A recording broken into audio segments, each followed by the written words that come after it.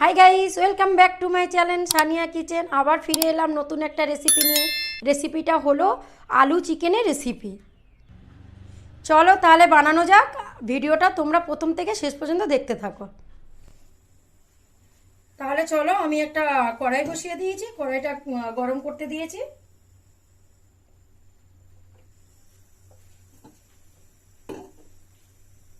আমার কড়া গরম হয়ে গেছে, এর মধ্যে দিয়ে দেবো আমি তেল।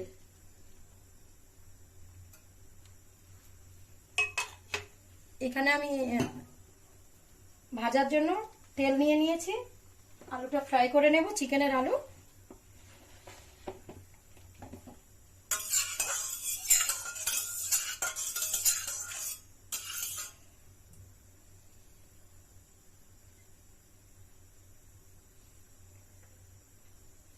তোমরা দেখতে পাচ্ছ আমার তেল গরম হয়ে গেছে, এর মধ্যে দিয়ে দেবো আমি আলু।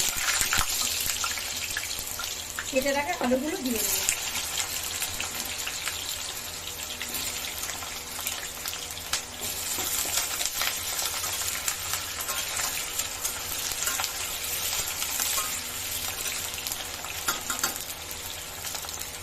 আলুগুলোকে আমি ভেজে নেব। আলুর মধ্যে আমি হাফ চামচ লবণ দিয়ে দিলাম, হাফ চামচ হলুদ গুঁড়ো দিয়ে দিলাম, দিয়ে এটাকে ভাজতে থাকবো।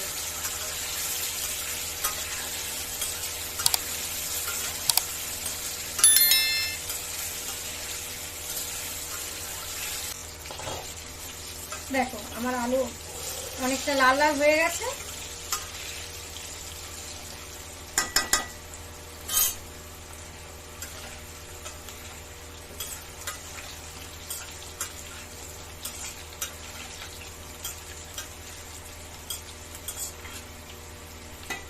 আমার আলু ভাজা হয়ে গেছে, এর মধ্যে আমি আলুগুলো তুলে নেব।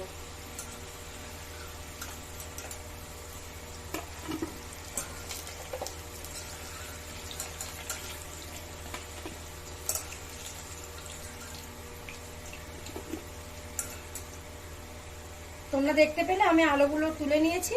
এর মধ্যে দিয়ে দেব আমি ইলাইচি, জিরা,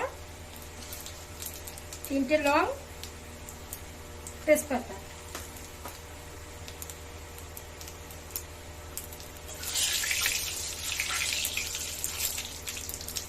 এগুলো লাল লাল হয়ে গেছে, এর মধ্যে দিয়ে দেবো আমি পেঁয়াজ, কেটে রাখা পেঁয়াজ।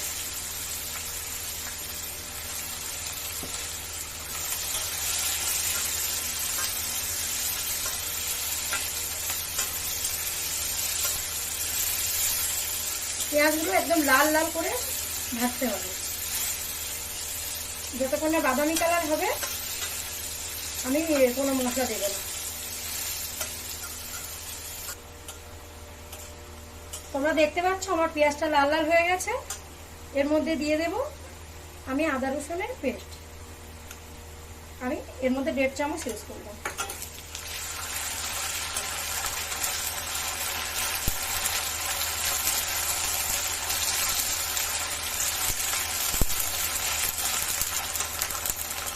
এর উপরে দিয়ে দেবো আমি লবণ।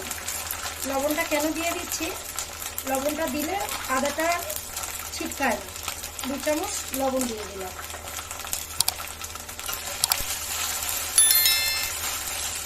দিয়ে আবার নাড়তে থাকবো।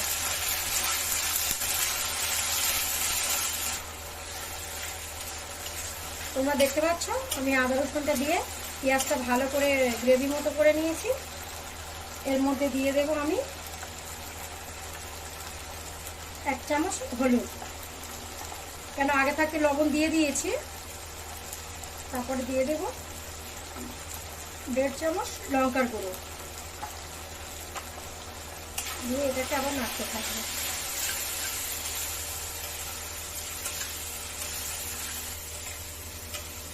দেখো আমি এখানে ঝালের পরিমাণটা দিয়েছি, আমরা যেমন খাই তেমন দিয়েছি, যে যেমন খাও তেমন দিয়ে নেবে।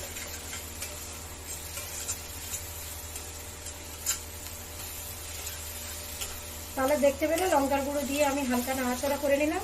এর মধ্যে দিয়ে দেবো হাফ চামচ কাশ্মীরি লঙ্কার গুঁড়ো, দিয়ে এটাকে আবার নাড়তে থাকবে।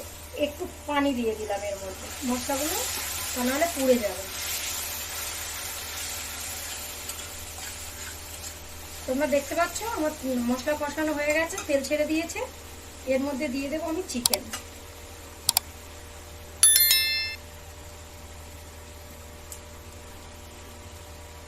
এখানে আমি 1 কিলো চিকেন নিয়েছি। দিয়ে চিকেনটাকে ভালো করে কষাতে হবে।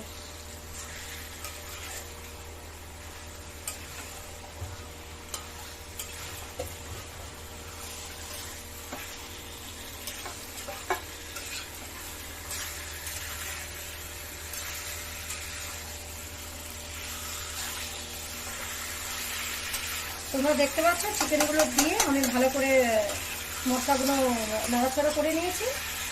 এর মধ্যে আমি 5 মিনিট ঢেকে দেব। 5 মিনিট ঢেকে দেওয়ার পরে আবার ফিরে আসছি 5 মিনিট পর।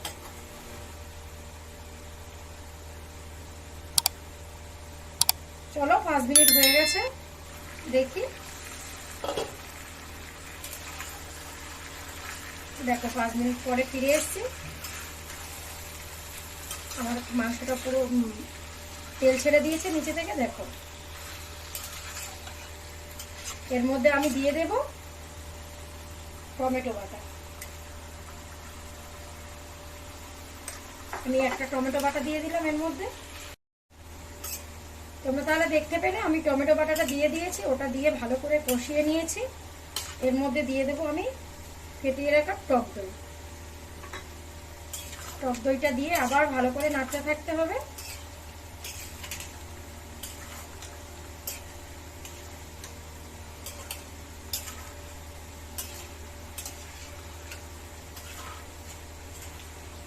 টক দই দেওয়ার পরে ভালো করে নাড়াচাড়া করে নিয়েছি। এর মধ্যে দিয়ে দেব আমি ভেজে রাখা আলু। আলুটা দিয়ে আর একটু কষতে থাকবো।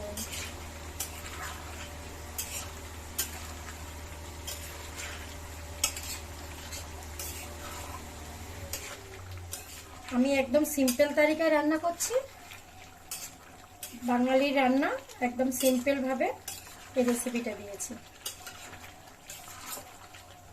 আলুটা দিয়ে দিয়েছি। আলুটা দেওয়ার পরে খানিকটা নাড়াচাড়া করে আবার আমি ঢেকে দেব 10 মিনিটের জন্য। 10 মিনিট পরে আবার ফিরে আসছি। চলো 10 মিনিট হয়ে গেছে, এটাকে এবারে খুলে দেখবো আমি।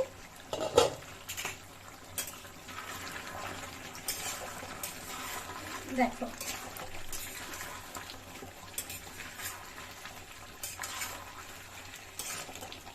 কত সুন্দর কালার এসছে, দেখতে পাচ্ছ?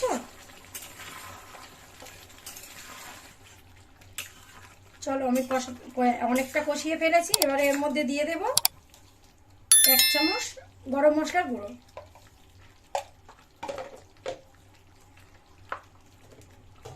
1/2 চামচ দারচিনির গুঁড়ো।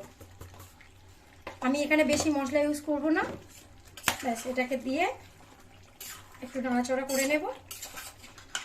নিয়ে ওর মধ্যে দিয়ে দেব আমি ধনেপাতা। ধনেপাতাটা দিয়ে হালকা কষাতে হবে।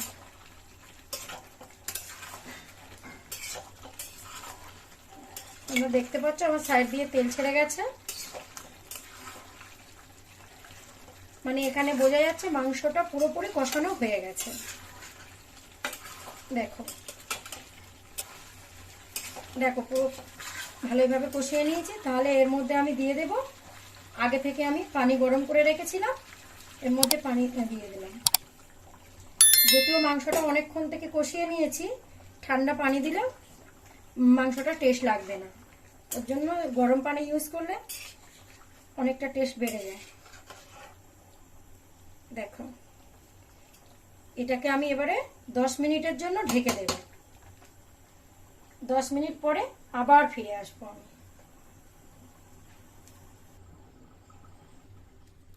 তাহলে চলো আমার 10 মিনিট হয়ে গেছে, এটাকে খুলে দেখা যাক।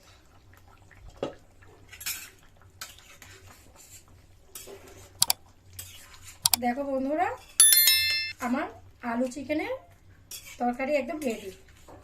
কেন যেহেতু একটু ঝোল ঝোল থাকবে, 10 মিনিট পরে এটাকে আমি সার্ভ করে নেব। তাহলে দেখতে পাচ্ছ 10 মিনিট হয়ে গেছে। 10 মিনিট পরে বললাম যে এটাকে সার্ভ করব, দেখো এটাকে সার্ভ করে নেব এবারে।